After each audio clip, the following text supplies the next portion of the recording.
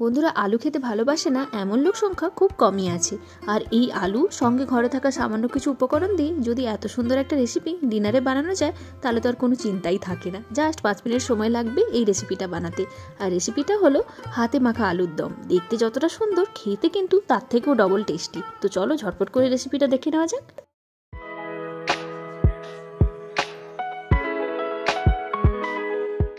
তো বন্ধুরা, আলুর এই হাতে মাখা দম বানানোর জন্য প্রথমে যেটা লাগছে আলু। তো আমি এখানে দুটো মাঝারি সাইজের আলু নিয়েছি।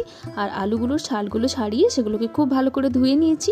আর এরপর আলুগুলোকে কেটে নেব। আর এই রান্নার জন্য খুব বেশি কাটাকাটি বাটাবাটি কোনো কিছুই করতে হবে না। তো আলুকে কি করব, আমি 8 টুকরো করে নিচ্ছি। বেশি বড় বড় আমি টুকরো করছি না, তোমরা চাইলে এর থেকে বড় টুকরো করতে পারো। তো একটা একটা আলুকে আমি 8 টুকরো করে নিলাম। এতে কি হবে, আলুগুলো সুন্দরভাবে কুকড হয়ে যায়, এর খেতেও ভালো লাগে। তো এরপর যে জিনিসটা কাটতে লাগবে সেটা হচ্ছে পেঁয়াজ। ব্যাস এই দুটো জিনিসই কাটাকাটি করতে হবে। তো পেঁয়াজগুলোকে আমি রাফলি একটুখানি মোটা মোটা করেই কাটলাম। পাতলা চাইলে পাতলা করেও কাটতে পারো, সেটাও কোনো অসুবিধা নেই। তো এইভাবে কি করব, পেঁয়াজগুলোকে টুকরো করে নিলাম। ব্যাস কাটাকাটির ঝামেলা শেষ। এরপর কি করব, একটা পাত্রের মধ্যে আমি কেটে রাখা আলুগুলোকে নিয়ে নিলাম।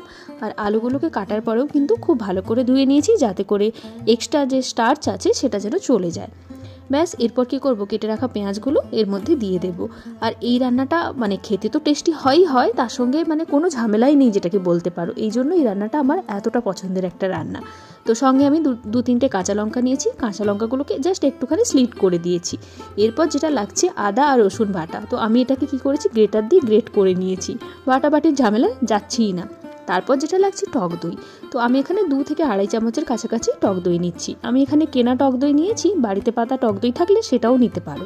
তো টক দই নিয়ে নিলাম। এরপর যেটা দেব সেটা হচ্ছে লবণ এবং সঙ্গে কিছু বেসিক মশলা। তো ঝাল লঙ্কার গুঁড়ো দিয়ে দেব, লঙ্কা যেমন খাও তেমনভাবেই দিও। আর তারপর যেটা দেব ধনে পাউডার। আর এরপর আমি যেটা দেব খানিকটা হচ্ছে হলদি পাউডার দেব। একদম ঘরে থাকা যে বেসিক মশলাগুলো থাকে সেগুলোই লাগবে, কোনো হাইফাই মশলার কোনো ব্যাপারই নেই। আর এরপর কি করব, আমি খানিকটা হচ্ছে কাশ্মীরি লঙ্কার গুঁড়ো দিলাম। এটা আমার কাছে ছিল তাই দিয়ে দিলাম, না থাকলে কোনো অসুবিধা নেই, দিও না, তাতে কোনো অসুবিধা নেই। এরপর কি করব, খানিকটা জিরে পাউডার দেব। ব্যাস এই হলো মশলা। আর তারপর যেটা দেব খানিকটা সর্ষের তেল, ওই 1 চামচের কাছাকাছি সর্ষের তেল দিও। তো দিয়ে এরপর কি করব, সব কিছুকে ভালোভাবে মিশিয়ে নেব। তো ভালো করে হাত দিয়ে মাখিয়ে নিও। যেমন করে মাংসকে বা চিকেনকে আমরা ম্যারিনেট করি, ঠিক তেমনভাবে আলুকে খুব সুন্দর করে এই দই আর মশলার মধ্যে ভালো করে ম্যারিনেট করে এটাকে 10 মিনিটের কাছাকাছি রেখে দিও। এর থেকে বেশি রাখার দরকার নেই। আর যদি হাতে টাইম না থাকে 4-5 মিনিটও রাখতে পারো। আর যদি তার থেকেও বেশি সময় থাকে তোমাদের কাছে, তো সেক্ষেত্রে তোমরা রেখে দিতে পারো যতটা ইচ্ছা। এমনকি হয়তো ডিনারের জন্য বানাতে চাইছো, সেক্ষেত্রে সকালে এটাকে মাখিয়ে রেখে দিতে পারো, তারপর রাতে এসে বানাতে পারো, তাতে আরও ভালো হবে। তো আমি এটাকে 10 মিনিট রাখলাম। 10 মিনিট পরে আলুটা দেখো ঠিক এরকমভাবে হয়ে গেছে। তো চলো এবার ঝটপট করে রান্নাটা করে নিই। তো আমি এটা প্রেসার কুকারে বানাচ্ছি, কড়াইতেও বানাতে পারো, প্রেসার কুকারে বানালে আরও তাড়াতাড়ি হয়ে যাবে। তো সামান্য একটুখানি সর্ষের তেল দিলাম। আর তারপর এর মধ্যে জিরে দেব ফোড়ন হিসাবে, সঙ্গে 2টো এলাচ, একটা দারুচিনি দিলাম এবং একটা তেজপাতা দিলাম। এই হলো ফোড়ন। তো এগুলো থেকে যখন সুগন্ধ বেরোবে তখন যে তোমার ম্যারিনেট করে রাখা আলু সঙ্গে দই মশলা সব কিছু এর মধ্যে দিয়ে দেব। আর গ্যাসের ফ্লেমটা এই সময় লোতে রেখো, কারণ যেহেতু দই দিয়েছি যাতে করে কোনোভাবে ফেটে না যায়, তার জন্যই। ব্যাস এরপর কি করব, এই মশলা মাখা আলুটাকে সুন্দর করে কষিয়ে নেব। স্লো ফ্লেমে কষিয়ে নেবে। যেহেতু দই আছে প্রথমে খানিকটা জলো জলো লাগবে, দইটা থেকে জল ছাড়বে। তো জলটা শুকিয়ে যাওয়ার পর ওই কষাতে তোমার 3 থেকে 4 মিনিটের কাছাকাছি সময় লাগবে। দেখবে খুব সুন্দরভাবে দইয়ের যে জলটা ছিল সেটা টেনে গেছে এবং খুব সুন্দরভাবে তেল ছেড়ে দিচ্ছে।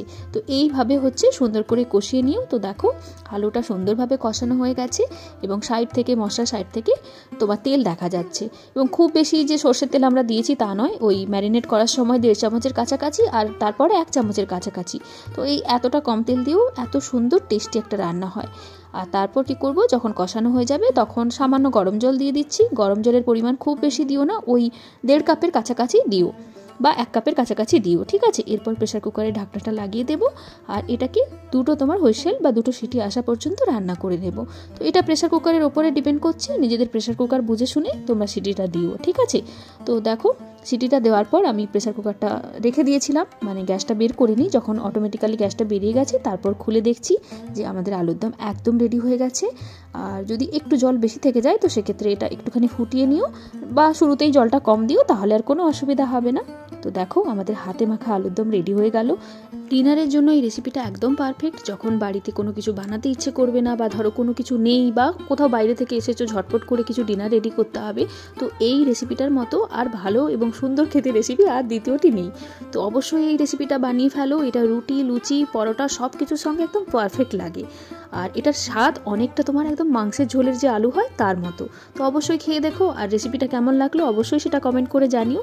তো এটাই ছিল আজকে ছোট্ট একটা ভিডিও। আশা করছি ভিডিওটা তোমাদের ভালো লেগেছে। তো নতুন একটা রান্না বা অন্য কোনো ভিডিও নিয়ে তোমাদের সঙ্গে দেখা হয়ে যাবে। ততক্ষণ সবাই খুব ভালো থেকো। Tata, bye bye.